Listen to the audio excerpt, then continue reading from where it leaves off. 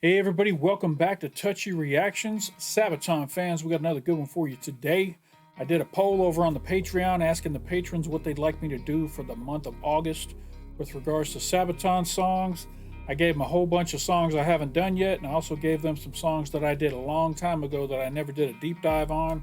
And everybody voted that they wanted me to do some of these deep dives on these songs from back in the day. So we're going to be tackling A Lifetime of War or Enlisted I Krig today. I am going to be watching a lyric video for A Lifetime of War, followed by a history of A Lifetime of War. Then I'm going to watch the lyric video for Enlisted I Krig, and I'm going to watch the Sabaton History for Enlisted I Krig. And then we're going to wrap it up with a replay of the live performance that Cindy and I did back in November of 2021 to wrap up the video. So hopefully that'll appease all of you that have been wanting me to do this deep dive on Enlisted I Krig. I couldn't find a live version of A Lifetime of War, but obviously we're going to be checking out the live version for Enlisted I Krig. So let's go ahead and get started. This is probably going to be a long one. We've got two histories in here. So the first one we're going to be doing is A Lifetime of War, the official lyric video. And here now, A Lifetime of War and Enlisted I Krig are two different songs. They have the same music behind them, but they're two different songs from two different perspectives. From what I understand, A Lifetime of War is a kind of a third party's view of what happened during the 30-year war. And then Enlisted I Krig is supposed to be from the point of view of the people of Sweden, if I remember, or if I'm correct on that. I might be wrong, but we'll definitely find out during the Sabaton history. So here we go with the first one. This is A Lifetime of War, the official lyric video by Sabaton.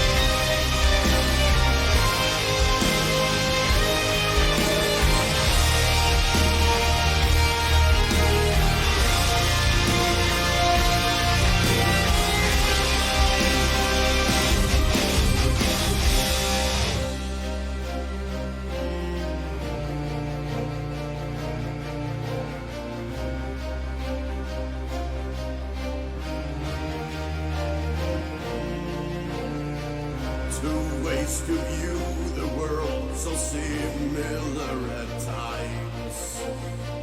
Two ways to rule the world, to justify their crimes. By kings and queens, young men are sent to die in war. Their propaganda speaks those words been heard before. Two ways to view the world brought Europe down in flames. Two ways to rule as man gone insane. A few will remain, who'll find a way to live one more day. To take a war, it spreads like disease. There's no sign of peace. Religion and greed cause millions to bleed. 3 decades old. Yeah, religion and greed, man. Throughout the lifetime of humanity, religion and greed has caused pretty much every war in one way or another. And it's very sad. Can you imagine a 30-year war? 30 years of fighting. It's hard enough to imagine a 30-day war, much less a 30-year war. And as I'm sure they'll cover in this, for some of these young men that were fighting in this war, 30 years was their entire life. They probably were teenagers when the war started, and they were in their 40s when the war ended, if they survived the whole thing. So their entire adult lives they've been at war and just killing and trying not to be killed. Just insane. Hell of a situation.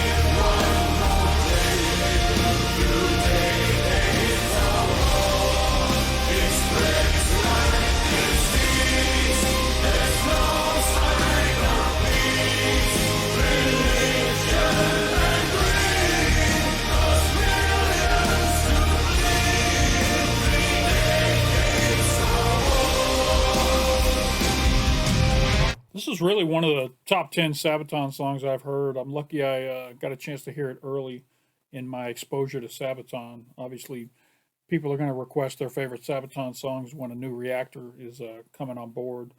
But this one's top notch. And I really love all the orchestral backing on this song. Just makes it even more epic. Very nice.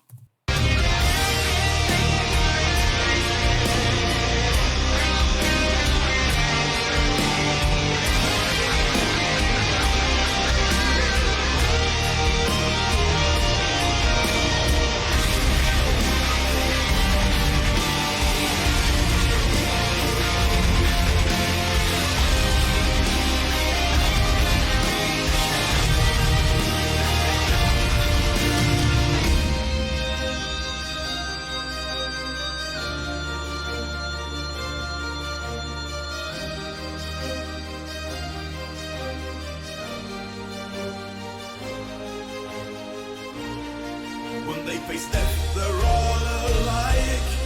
No right or wrong, rich or poor. No matter who they serve them for, good or bad, they're all the same. Rest side by side now. As mankind insane, not you will remain.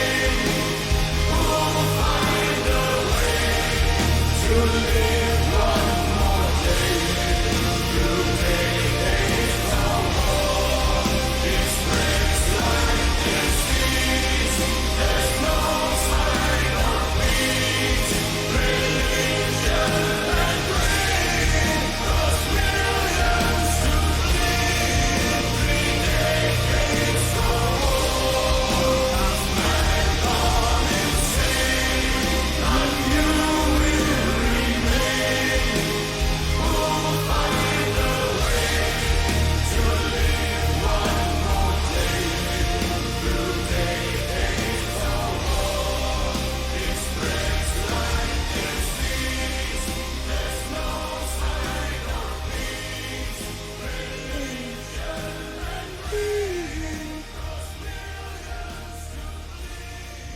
Three decades of war. All right.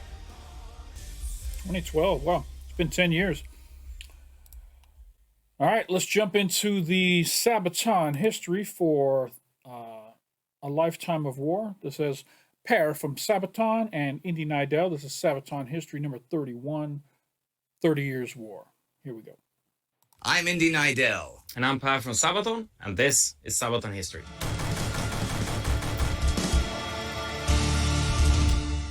The 30 Years' War, 400 years ago, pitted Catholic Europe against Protestant Europe. And 30 years was pretty much what you would call a lifetime of war. Two ways to view the world, so similar at times. Two ways to rule the world, to justify their crimes. Starting with the Protestant Reformation that kicked off the century earlier, by 1618, The Holy Roman Empire had grown deeply divided into Protestant, Lutheran, and Catholic territories. But this mostly German empire, even though in reality more of a multicultural patchwork of many duchies and dioceses, was still technically an empire ruled by a single emperor of the Habsburg dynasty, and it was his duty to uphold the peace and the rights of his subjects. Emperor Ferdinand, however, who had promised religious freedom to the aristocracy upon his coronation, was going back on his word, and now pursued a new policy of re-Catholicization of his crown lands. In mainly Protestant Bohemia, this meant closing down Protestant churches and empowering the lesser Catholic clergy once again. For the Bohemians, this did not just threaten the open practice of their religion, but the actual real power of the mainly Protestant landowners.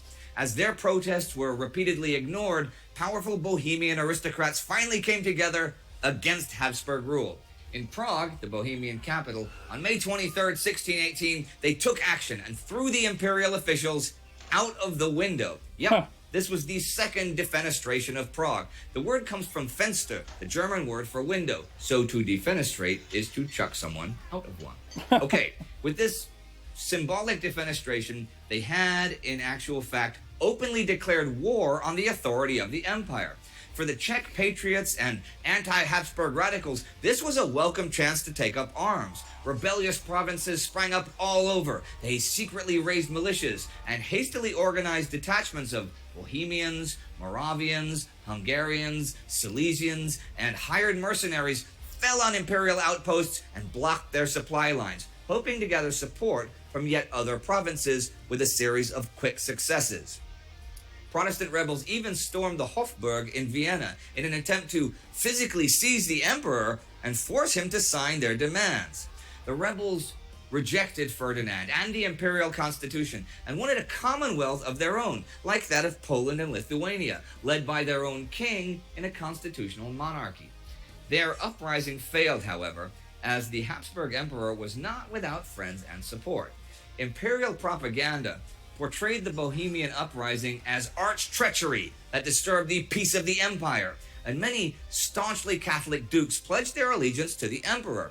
Ferdinand had been caught off guard, sure, but he had no intention of giving up the crowns of Hungary or Bohemia, which might even jeopardize the structural integrity of his whole empire, and he was determined to go on the offensive, to quell the rebellion with fire and sword.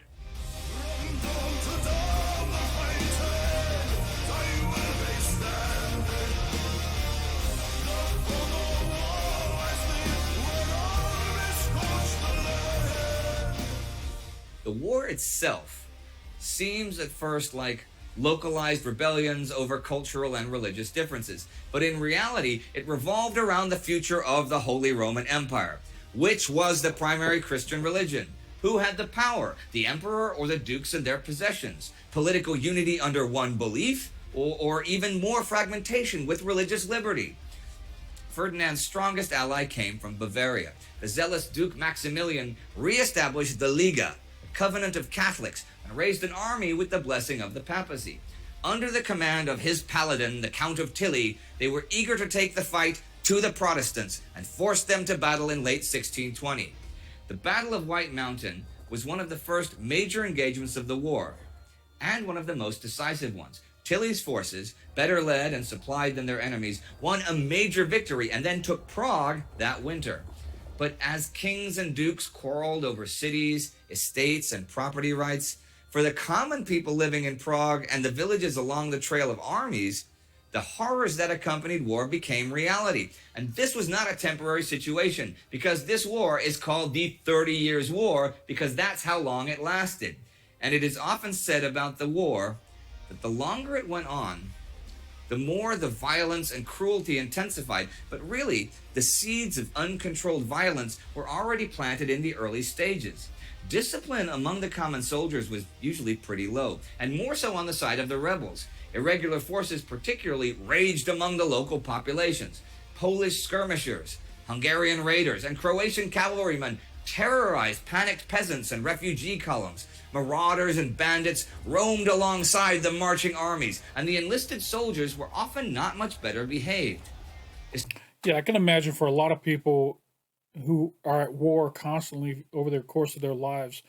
Laws and dignity and respect for other people, and just common courtesy for the every other man eventually just erodes down to where animal instincts take over and nobody cares anymore. So I'm sure after 10 years it was bad, worse after 20, and just impossible after 30. I mean, my God.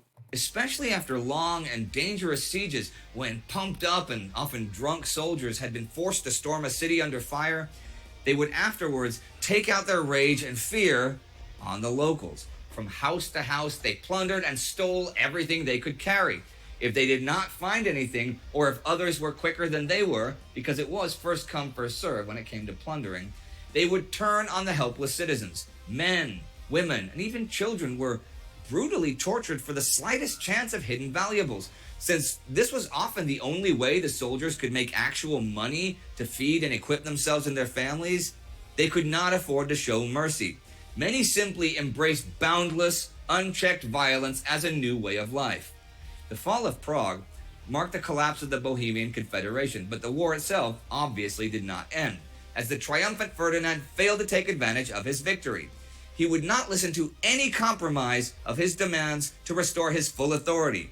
There was no chance for religious equality after the revolt, and instead, he condemned captured rebels to an agonizing death, while the escaped ringleaders were under an imperial ban.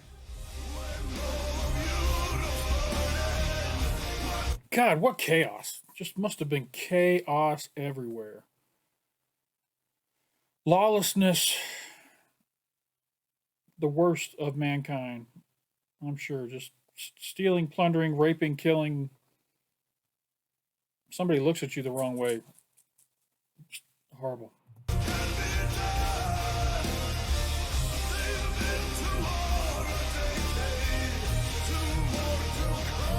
And ironically, it's two different religious factions that are fighting each other in this war. And one would argue that you would think that the religion itself would teach mercy and teach, not to steal, not to beat, not to rape, not to kill, all these things. But all that goes right out the door in the middle of war. I mean, it's just no rules. Together with the confiscation and distribution of rebel property, this just further escalated the war and drove many new Protestant champions to the cause of the rebellion. The war, that began as a rather localized conflict in the east and center of the empire, spread to the north in the 1620s. Imperial and Liga forces entered the zones of influence and interest of other great powers. In 1625, Danish King Christian declared war on the empire to secure his influence in northern Germany and portray himself as a Protestant savior. The Hanseatic League outright refused cooperation with the emperor and insisted on its autonomy and neutrality. The Polish sovereign Sigismund, on the other hand, was sympathetic to the imperial cause and introduced the Cossacks to European warfare, but also attracted the attention of the Swedes. In 1630, under the king and Lion of the North, Gustav Adolf, they set out to secure their interest in the Baltics. A strong Catholic influence in the north could not be tolerated by the ambitious House of Vasa, while Spain, themselves busy with Calvinist rebels, also sent out troops to help the Imperials. The French, who would rather see a fragmented Protestant Germany than a unified Catholic one, at first supported the northern forces with money, until in 1635, to prevent a peace treaty, they entered the war themselves. The war grew and grew, as did the armies, as did death and suffering. New knights appeared on the chessboard. Rich and ambitious men like von Mansfeld or Wallenstein aimed to get even richer through the war. Von Mansfeld tried to establish his own legend in the defense of Protestant liberty, while Wallenstein on the opposing side raised thousands of men for the emperor in his own pursuit of elevating his status among the nobility. War was business. War gave common but ambitious men a chance to rise in society. Experienced mercenary groups traveled from engagement to engagement and fought for the highest bidder. But the way to the top was paved with the blood and lives of thousands, then millions of men. Killing had become a normality, and authority broke down everywhere as the war expanded. Harvests were confiscated, cattle were slaughtered, people starved on the streets, and besieged cities even resorted to cannibalism. Peasants took to guerrilla fighting and formed robbery gangs and militias to fight off the marauders, but the major killer was disease. Where armies go, sickness follows, and for every battle, thousands more died of a variety of diseases like plague or Hungarian fever. Rodents bred in the crowded cities, wolves roamed the countryside, and cats and dogs disappeared in the kitchen. Religious hatred rallied religious zealotry, and many captured priests and nuns were murdered and mutilated. Popular acts of barbarism included pulling ropes so tight around people's necks that their eyes popped out. The Schwedentrunk was especially disgusting, forcing the victim to swallow large amounts of liquid excrement. Another fun game was to make criminals or deserters gamble for their lives and punishments. The lucky throw of dice would decide if a man lost a hand, his tongue, or his life. Trees were full of the other unlucky ones. Wow. There are only estimates as to how many people died, as records naturally lack specific data. The highest estimates are of a death rate of 40% of the population compared to the pre-war population numbers within the empire. But even with the lower, nowadays more often accepted numbers of around 15%, we speak of a war that was possibly, or even likely, the deadliest that ever raged in Europe by percentage, including both world wars. In the public conscious, it was not only a war, though, but a 30-year tragedy that ravaged the German lands and killed so many people, it would take many decades to replenish those lost. A whole generation of people lived through 30 years of war.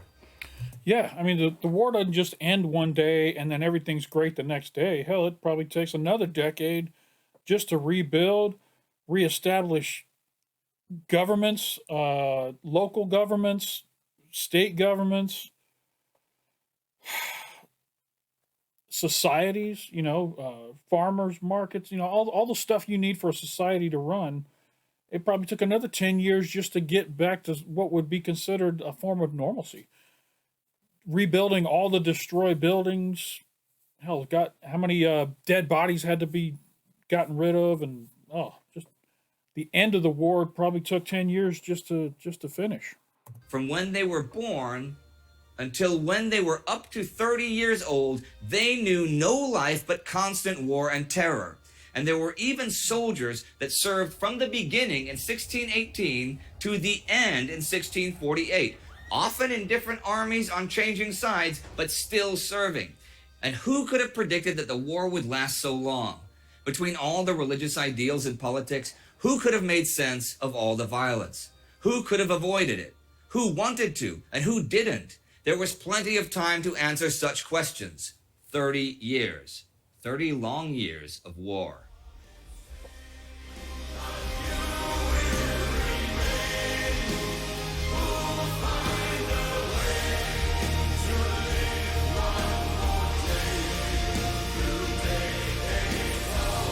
Hell, I bet the technology at the beginning of the war advanced dramatically by the end of the war.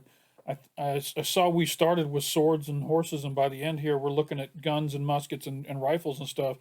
The technology alone evolved from the beginning to the end of this war with regards to what they used to fight and their battle tactics. Oh my God. So, Per, what are we going to see now? We have some really amazing footage that pretty much nobody have seen. We shot a music video for a Lifetime War. Yeah. Very few people know about it because nobody have seen it. I didn't know about it. I haven't seen it. I have not seen it because actually the footage was lost. Well, lost? Like somebody left it on a train or something? And no, the guy disappeared. The guy who filmed it, he disappeared. I'm sorry, that's and funny. until today, we have not been able to obtain the original footage. Okay. So if he's out there, maybe he can return the footage? that would be great. That'd be great. But until then, Yeah? we actually had our fantastic fan club in Poland, the Polish Panzer Battalion, who were there with us when Okay. we were shooting this. And they helped us to produce kind of behind the scenes of this. Okay, during the video. Yeah. What we're gonna see now is pretty much behind the scenes of a music video that never Nobody became never a- seen.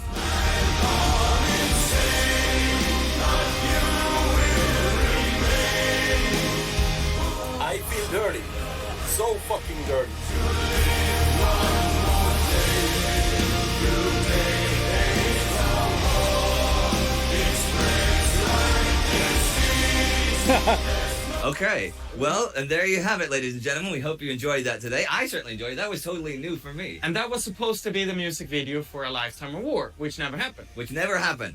And maybe one day we will actually get to see that video if that guy brings back the footage. Okay, well, thank you very much for today, Per. We'll see you next time on Sabaton History. To live one more day, decades of war. That's it for today.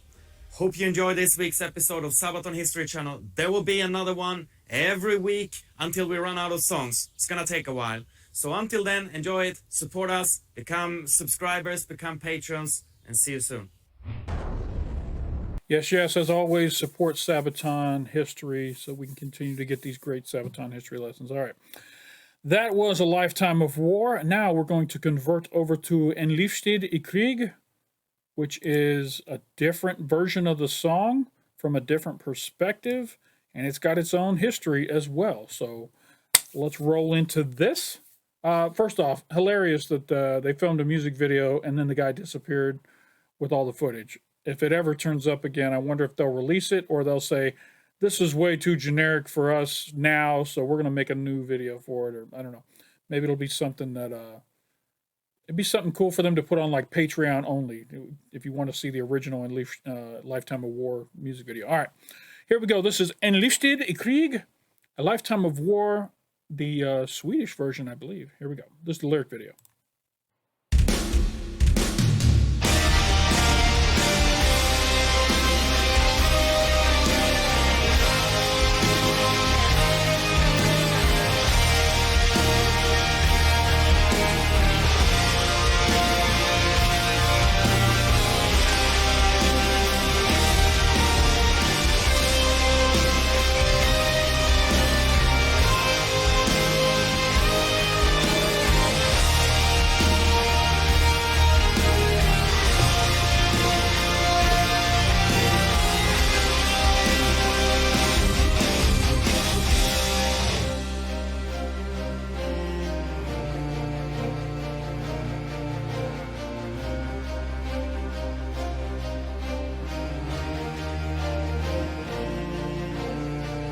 Jag ser mig om och ser mitt hem försvinna bort. Min tid där hemma känns nu alldeles för kort. Blott ungdom, knappt en man, då plikten kallar mig. Om jag får se mitt hem igen, det vet jag ej. Landfränder från min by, så drog jag ut till strid. Och världen brann för kriget det kan förgöra en man. Jag ger mitt liv för mitt fosterland. Men vem saknar mig, så ser mig som den, en vaken, en vän. Fader och son, som aldrig kommer hem, men vem sörjer mig? All right, so this is written from the perspective of the soldier himself who left home at a young age. And this is his lyrics talking about how hard it was leaving home. Will he ever see home again? He's out there with his brothers and his fathers and his friends. Very cool. Just a completely different perspective. The first A Lifetime of War is written from the outside, looking at what was going on. This one's from the inside, looking at the actual soldier at the smallest level. Very cool.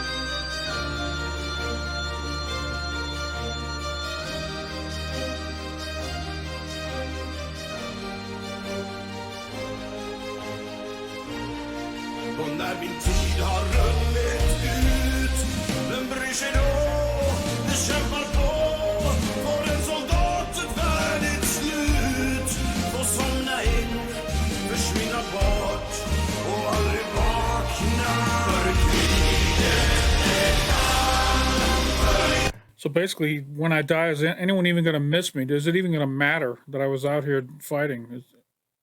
Or am I just going to be forgotten? It's such a sad thought. Very sad.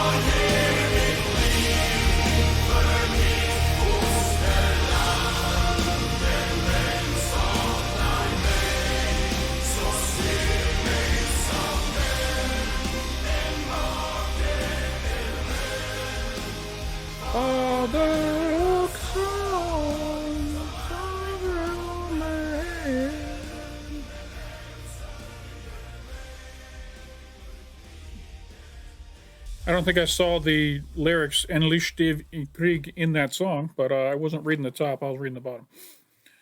All right, good job, Piscator, for the lyric video. Thank you, thank you. Now let's check out the Sabaton History. This one, from what I understand, is completely in Swedish, so I'll be having to really pay attention to the subtitles here. I think it's cool that they did this Sabaton History in Swedish, just to kind of match up what they did with the music for this. So here we go. This is Livstid I Krig, the 30 Years War, Sabaton History number 34, with Joakim from Sabaton and Indy Nidell. Here we go. Jag heter Indy Nidell. Och det här är Jocke från Sabaton och detta är Sabaton History. Jajamän.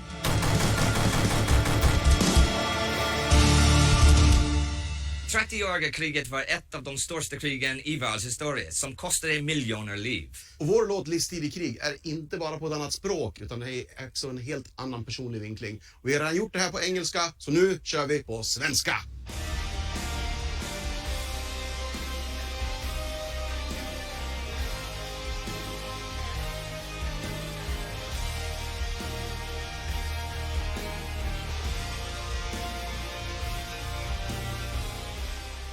Från det 16:e seklet fram till mitten av 1700-talet levde svenska kungens folk mer eller mindre en livstid i krig. Det var en kamp som började med att säkra kronans länder och sen utvecklade sig till erövringskrig och intervention i kontinentala händelser. Och om du råkade vara en invånare i kronländerna eller blev indragen i de svenska krigen var det troligt att du föddes i krig, levde med krig och dog i krig. Krigen började redan med Gustav Vasa och befrielsekriget från danska kronan som slutade 1523 med konungariket Sveriges självständighet och grundandet av Vasaätten. Men kriget var inte slut med det. Det var inte alls säkert om kungen skulle kunna motstå press från grannländerna eller från interna tvister. Trots att Vasaätten höll kronan i relativt fast hand var det oenighet under adeln och inom dynastin själv. En orsak var frågan om religion. Den protestantiska reformationen som började i Tyskland nådde snart i Norden och Sverige blev officiellt lutherskt. Så blev till exempel Sigismund kung av både Polen och Sverige med stöd av sin farbror hertig Karl, senare kung Karl den 9. Sigismunds försök att bevara den polsk-svenska personalunionen misslyckades i stor del på grund av mer och mer svårighet att balansera hans personliga katolicism och den svenska kronans officiella religion. Klyftan inom ätten blev allt djupare och hårdare med oro i Sverige och rykten om polsk och katolsk infiltration av landet. Paranoia i riket ledde till brutala och blodiga förräderiprocesser mot människor som var misstänkta att tjäna den polska kungen, som enligt Gustav Adolf låter regera sig av den djävulspartiet jesuiter.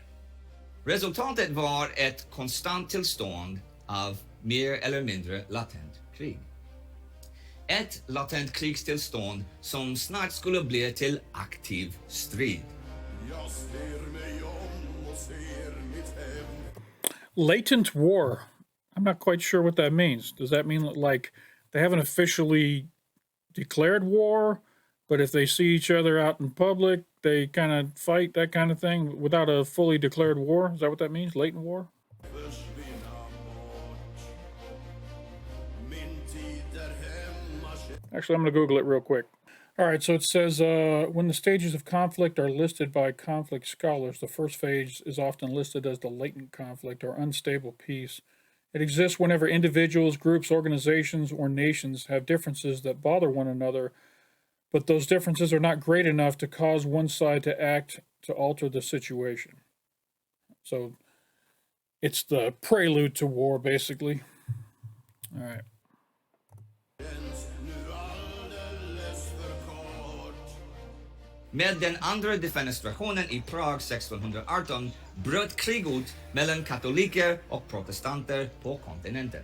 Till att börja med höll sig svenska kronan ur kriget och fokuserade på modernisering av den svenska staten. Nya ständer och institutioner såsom hovrätter grundades eller byggdes ut. Kyrkan fick nya och inflytelserika biskoper som Johannes Rudbeckius som ökade koncentrationen på kyrkans läror. Mannen bakom allt detta var kungens man Axel Oxenstierna som hade mycket att tjäna personligt på rikets utbyggnad som landets rikskansler. Fast det var inte bara de civila institutioner som reformerades. Sedan 1500-talet så fanns det en rejäl ansträngning för ett mer effektivt krigsväsen. Målet var att Sverige skulle ha en permanent militär, inte bara en spontan stridskraft för varje fälttåg. Kärnan var värvade trupper av både inhemska och utländska legosoldater, men samtidigt skapades en form av allmän värnplikt i hela riket. Med den allmänna värnplikten Sorry, I missed that last part. hade kung Gustav II Adolf och Oxenstierna sett till form av allmän värnplikt i hela riket. Med den allmänna värnplikten hade kung Gustav II Adolf och Oxenstierna sett till att hela folket skulle snart bli direkt inblandat i varje krig eller fälttåg som kronan förde. Systemet var framgångsrikt i att skapa en mäktig stridskraft, men förde snabbt till motstånd från folket. Enskilda trupper var ofta fyllda med män från samma trakt, från 15 års ålder upp till 44 år. Stora förluster för ett förband kunde resultera i förödande effekter för deras gemensamma hemtrakt i fosterlandet. Inte särskilt förvånande var lokala upprorsrörelser inte ovanliga under hela 1620-talet, medan Gustav Adolf förberedde interventionen i kriget på kontinenten. Redan 1621 för kungen sin här till Livland, Sveriges egendom på den östra sidan av Östersjön i Baltikum. Regionen står under hot från det polsk-litauiska samväldet. Förlängt såg kungen och Oxenstierna det som ett hot direkt mot svenska kronlandet. En risk som inte var acceptabel för Gustav Adolf. So it seemed like the leaders of the land were saying that, well, this is our opportunity to expand our reach into Europe more, expand our lands, expand our influence, now that this conflict has begun. So they started working their way south. What'd they say, religion and greed? That's that greed, man. Så trots att konflikten hade nått ett stillestånd tog kungen sin armé av bönder över Östersjön för att säkra kungens länder med våld. Samtidigt på kontinenten var katolikerna segerrika med protestanterna desperata att Sverige ingriper, men kungen vägrar, i alla fall till en början. Danmark hade försökt just det i 1626 med katastrofal utgång. Istället satsar kungen på sina egna krig, som ett nytt anfall mot polska Preussen medan den katolska ligan marscherar allt närmare mot Östersjön. Mellan 1626 och 29 krigar Sverige vidare med den polsk-litauiska ärkefienden. Fronten mellan de två krigen kommer allt närmare och blir otydligare. Särskilt när den tysk-romerska kejsaren yttrar sitt intresse att sätta en It's just fighting going on everywhere. There's nowhere that's quiet. There's just fighting going on everywhere. It's crazy. flotta i Östersjön med kejserliga trupper på Jylland och direktbistånd till Polen. Som Gustav Adolf skrev till Oxenstierna år 1628 att så är sakerna så vittkomna att alla de krigen ute i Europa föres är blandade ut i varannan och vårdne till ett.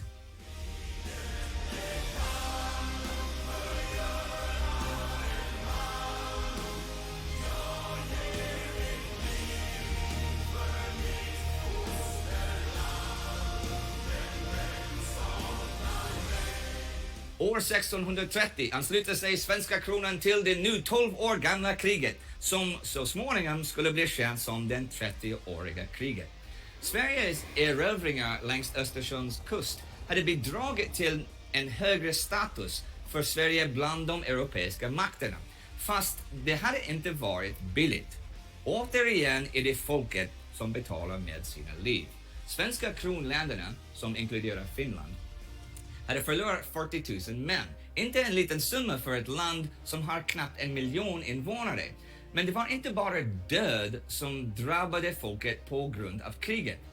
Trots att Sverige hade vunnit rätten att kamma in tullarna från preussiska hamnar för 6 år, så hade kriget varit mycket påfrestande på nationen, med skattetrycket högst på de fattiga, samma grupp som nu såg sina söner och fäder slaktade i andra länder, men som ofta inte såg någon annan utväg för familjen än att dra ut i kriget tillsammans med hustru och barn i Damn, they took their wives with them to war? släptåg som en del av Herrens tross. Ett lidande som inte skulle sluta på många år trots de finansiella svårigheterna.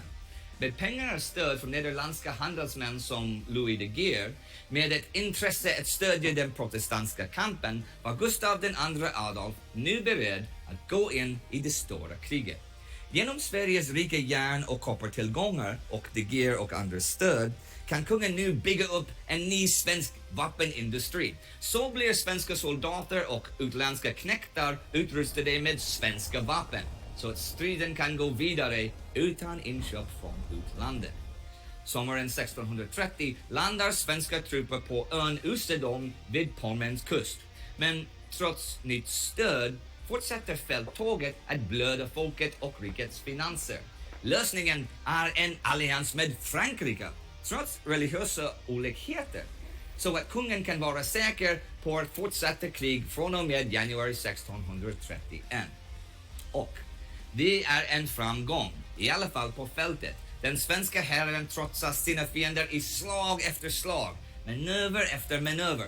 Gustav Adolf behärskar snart hela Brandenburg trots hårt motstånd från katolikerna under befäl av den berömda Johan Tilly. När Sverige kommer till kriget har Tilly varit framgångsrik mot protestanterna här i flera år. Det var han som krossade den danska armén och som hade skövlat den protestantiska staden Magdeburg. När kejsaren ger ett nytt ultimatum mot Sachsens kurfurste får svenska kungen en ny allierad och folket fortsätter att dra sig in i mer och mer krig. Men nu blir den nyorganiserade svenska staten ordentligt prövad för den första gången.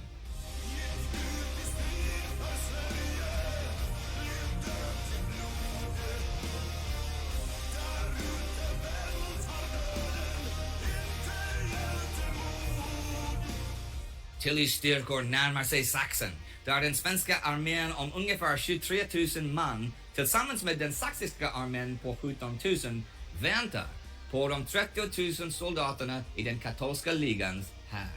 Trots numerisk underläge är Tillys män bättre rustade med mer artilleri och mer erfarenhet än den protestantiska alliansen. Den 7 september 1631 kommer sammandrabbningen vid Breitenfeld i närheten av Leipzig. Rätt överraskande lyckas den svensk-saxiska herren besegra katolikerna. De svenska härförarna har introducerat en ny stridskonst. utvecklad under åren i krig mot Polen. Det är en kombination av snabbare manöver som fokuserar på att kombinera ett angrepp av infanteri, kavalleri och musketörer med direkt samtidigt stöd från artilleriet. Det är ett tidigt exempel av blixtkrig och det verkar uppstående över hela Europa. Segern erbjuder svenskarna ny kraft, både politiskt och militärt. Legosoldater strömmar nu till den svenska sidan, knäckta inte bara från kontinenten. Den skotska officeren Robert Monroe skriver senare att en sån herre ville jag gärna återtjäna, men en sån herre skall jag knappast återfå se. Seger efter seger hjälper nu att skapa legenden om lejonet från Norden. Under vintern 1631 och 32 håller Gustav Adolf hov i Frankfurt och Mainz. På våren 1632 tågar han mot södra Tyskland och i maj tågar han in i München. Vad tänkte han göra? Skapa ett protestantiskt statsförbund i Tyskland? Bli kejsare själv? Ingen vet säkert, fast allt var möjligt.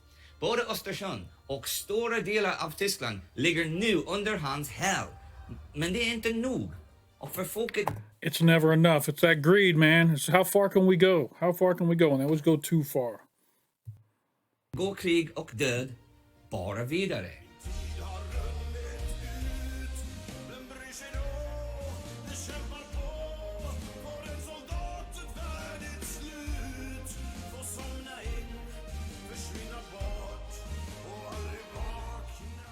Krig skall fortsätta att vara normaltillståndet för generationer av undersåtar till svenska kronan. När Gustav Adolf faller vid slaget vid Lützen den 6 november 1632 har Sverige redan varit i krig sedan Kalmarkriget 1611-13 och Ingermansländska kriget 1610-17.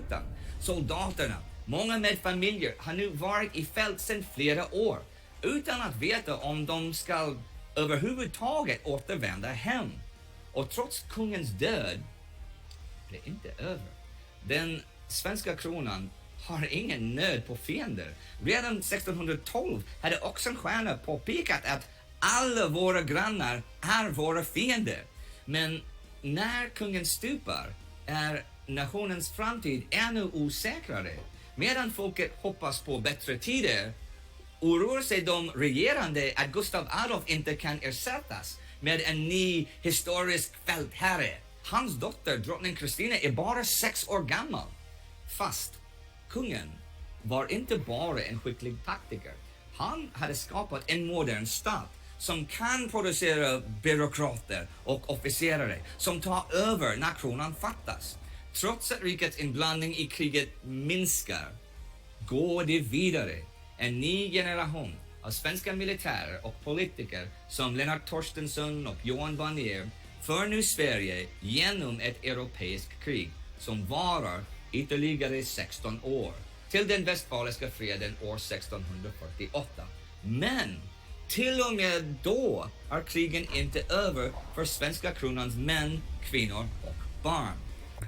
I never pictured that they took their women and children with them to war. I mean, I guess they could always have a camp that the families stay at when they go to do battle, that kind of stuff. But it also makes sense, I guess, that if you can't provide for them back home and be sure that they're going to be safe, you bring them with you and they can help, I don't know, serve food and clean up and stock and take care of animals, that kind of, they can kind of help the army as part of the support staff kind of thing. I never even pictured that. Sverige har nu etablerat sig som europeisk stormakt och landets militarisering fortsätter fram till året 1718. I mer än 100 år är krig normen och freden ovanlig. Generationer rycker ut i krig med få som kommer tillbaka hem. Regent efter regent fortsätter expansionskrigen, interventionskrigen och fälttågen. Kristinas efterträdare, Karl X Gustav, annekterar Skåne, Blekinge, Halland och mer. Hans son Karl XI blandar sig in i det fransk-nederländska kriget och bygger ut det svenska hären igen. Endast när hans son, Krigarkungen Karl XII faller i strid den 30 november 1718 kommer det svenska folket inte behöva uppleva en livstid i krig.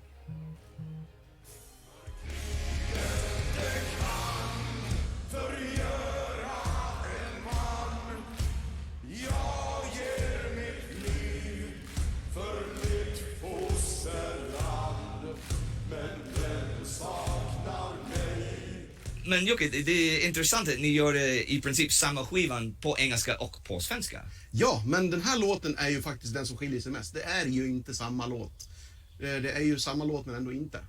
Historien är ju väldigt mycket mer personligt vinklad här. Medan den engelska versionen som vi har täckt på engelska är en mycket mer, ska man säga, utzoomad bild av konflikten. Så det här är mer en personlig resa och en soldats erfarenheter. Men det är intressant att ha musikaliskt samma låt, men om samma grejen, men olika sidor av samma grej. Ja, och I don't think I've ever seen a band do that, where they release two versions of the same song from two different perspectives. You might see it in musicals, where a protagonist and an antagonist have a song where they're kind of both talking about their side kind of thing set to the same music. You'll see that in musicals, but you don't really see that in mainstream music, especially in the rock genre. Very cool. Men det var ett nödvändigt ont. Vi försökte hålla på hela skivan att det var så lika som möjligt. Självklart så blir det ju inga ordagranna översättningar. Det skulle bara låta konstigt och dumt. Men det gick inte här.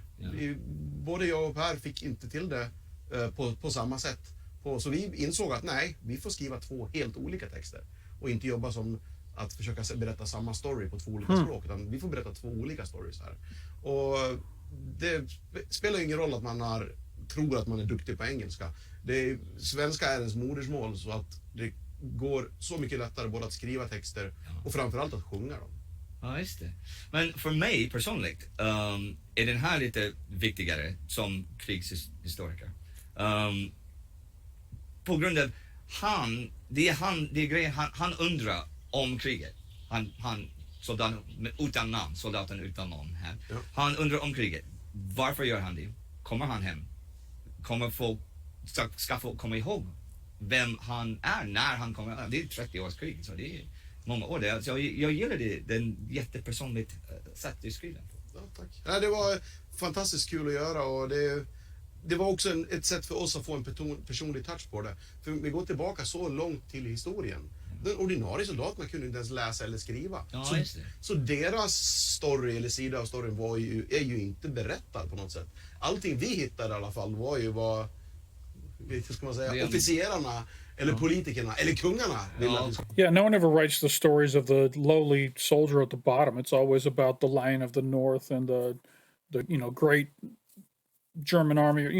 It's always written about the leaders that led these wars. This was such a unique perspective to just go down to the very soldier at the bottom. Very cool. Nobles. Ja, precis. Adeln. Ja, adeln. Helt annorlunda tagning på det. Men kanske från ett historiskt perspektiv lite annorlunda val, men det är en väldigt känslosam låt, och då ska det jävlar anamma sitta med känslorna också. Men vad sa skivbolaget när ni förslog att ni skulle göra samma skivan på engelska och på svenska? Ja, jag kommer inte ihåg, men vem bryr sig vad skivbolaget tycker? Ja. I know what they thought. They were like, hey, it's a chance for us to sell 2 copies of the album to everybody. That's amazing. Great idea. Skivbolaget? Ja, vi bryr oss om vad våra fans tycker, inte vad vårt skivbolag tycker. Ja, jag förstår det. Men släpptes de samtidigt, eller? Ja. Samma dag? Samma dag. Du kunde komma men vi hade ju ingen aning om att den svenska versionen skulle bli så populär som det var. När vi pratade om det här, det började med att låten, det pratade vi om i Long Live the King avsnittet. Att det var ju där refrängen skrevs på svenska, och sen så, vi kanske ska göra en låt på svenska. Sen blev hela skivan på svenska. Och sen var det panik, för vi hade inte bokat studiotid för det här stora projektet. Så det var verkligen en massiv inspelning. Men att få sen twista in det här, trodde vi att det skulle vara en kul hardcore fan kuriosa. Att man köpte specialutgåvan, att det var att den engelska utgåvan, det skulle vara the main thing liksom. Men den svenska, det skulle vara en kul fanbonus. det blev ju inte riktigt så. Ja. Framförallt för svenska folket så blev det ju så att den engelska versionen var totalt ointressant. Och vilket var inte någonting vi hade väntat oss. Så när vi gick ut och spelade på Sweden Rock första gången vi spelade Carolus Rex i Sverige, då visste inte vi vad vi skulle göra, så vi spelade den på svenska. Nej, förlåt, vi spelade den på engelska. Okay. Och det skulle vi inte ha gjort. Ja, för alla kunde svenska versionen. Och alla ville höra den svenska versionen. Om jag var där, jag skulle tänka, vad fan gör de? Det är ju dumt. Ja. Så, well, live and learn. Ja, absolut. Men kan ni tänka göra en till skiva på båda språk igen? Ja, det hade varit kul, men det är inte Mycket intressant om det inte är om svensk historia. Ja, just det. Det skulle kännas jättekonstigt att sjunga om polsk historia på svenska. Ja. Då skulle vi ut på 40 polska. to 1 på svenska. Så. Nej, why? Ja. Det finns ingen anledning alls. Okay. Men det vore kul att besöka det någon gång i framtiden. Om ni är någonting ni vill höra, att vi ska sjunga mer på svenska, så skriv i kommentarer och sånt där. Okej, men tack för idag. Tack för idag. Vi ses nästa gången på Sabaton History. Hej!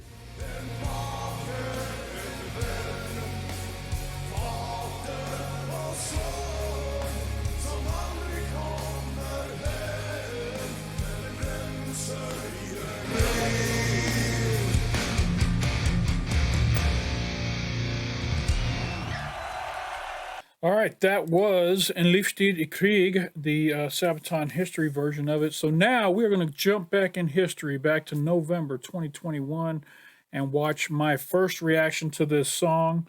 I have my lovely wife Cindy with me for this particular reaction. I was about 40 pounds heavier, so you'll see me a little fatter in this video. And enjoy looking back at our first time ever hearing Livstid I Krig. We've definitely heard it 1,000 times since then, because it's on our playlist around the house for songs that we've covered on the YouTube channel. So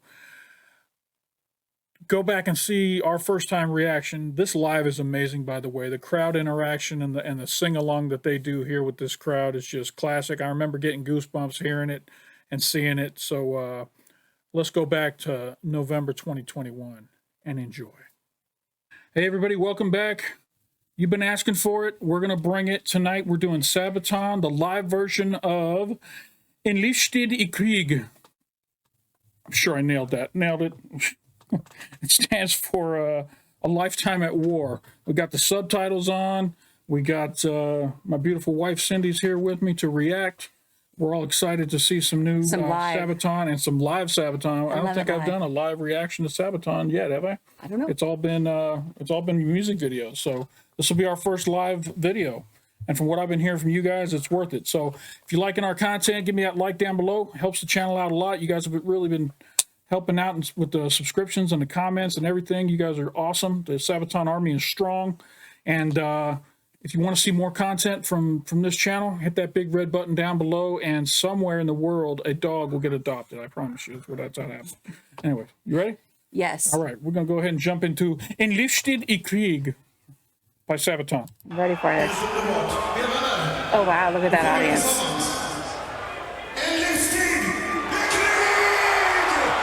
Nailed it.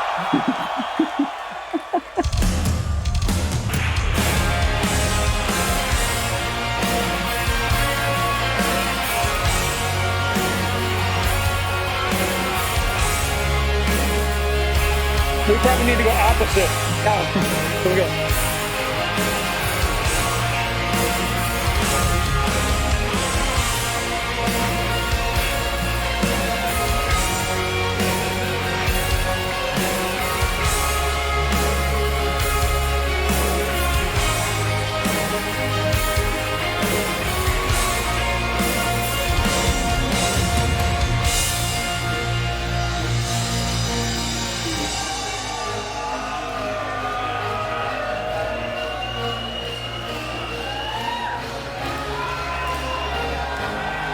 Before we get into this, that crowd looks amazing.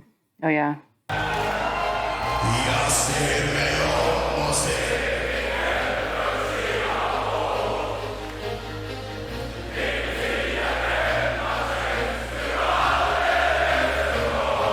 I love how he's conducting them.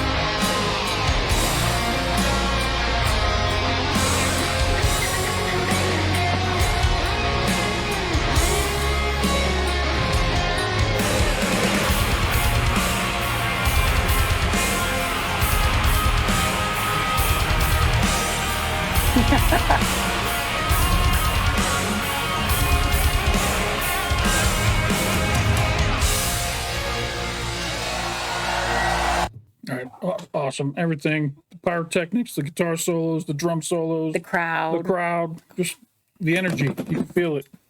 Our dog. Yeah, our dog's loving his head getting scratched down here below the table. Awesome. Great recommendation, whoever wrote this one up. Those of you, there were tens of you at least.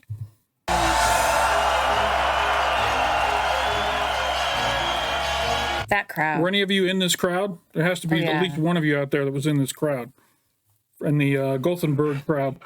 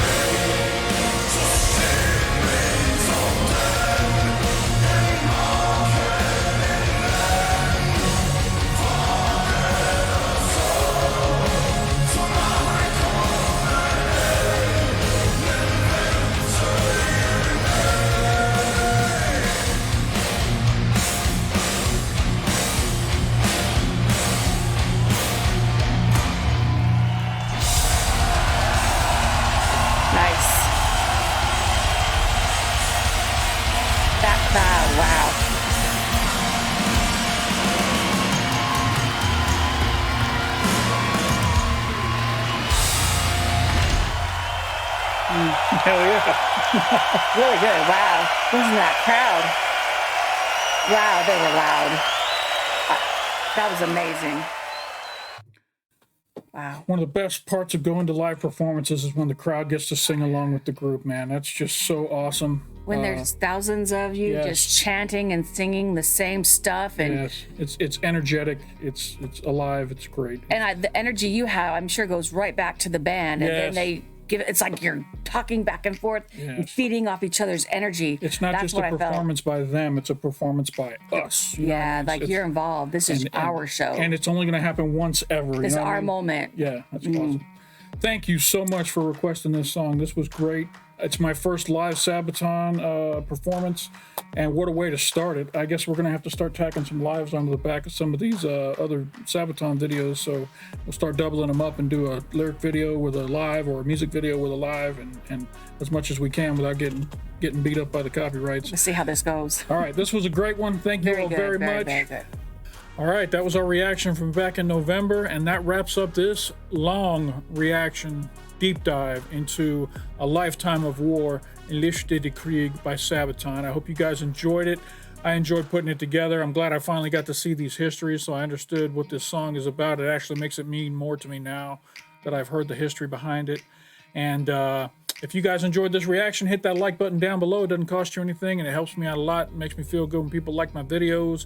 If you're not already subscribed to the channel, there's a big red button down below. If you click on it, it'll turn gray, let you know you've subscribed. If you hit that bell off to the side, it'll let you know anytime I drop some new content over here at Touchy Reactions. Shout out to all my patrons who've been supporting the channel financially. There's a link up in the corner to my Patreon. If you want to get early access to videos, there's a month's worth of videos up on Patreon right now that are going to be coming out in the future. Come on over, join the Patreon, help support the channel. Thank you to all my patrons. And that is it for this reaction, a very long one. Maybe my longest that I've done. If you stuck around this long, I want you to put in the comments, black light. I got a black light bulb right here. Put black light in the comments, and that'll let me know that you made it all the way to the end of this super long reaction. Probably my longest reaction on the channel. Congratulations on making it to the end, and thank you for supporting the channel. I appreciate you stopping by, and don't forget to come on back.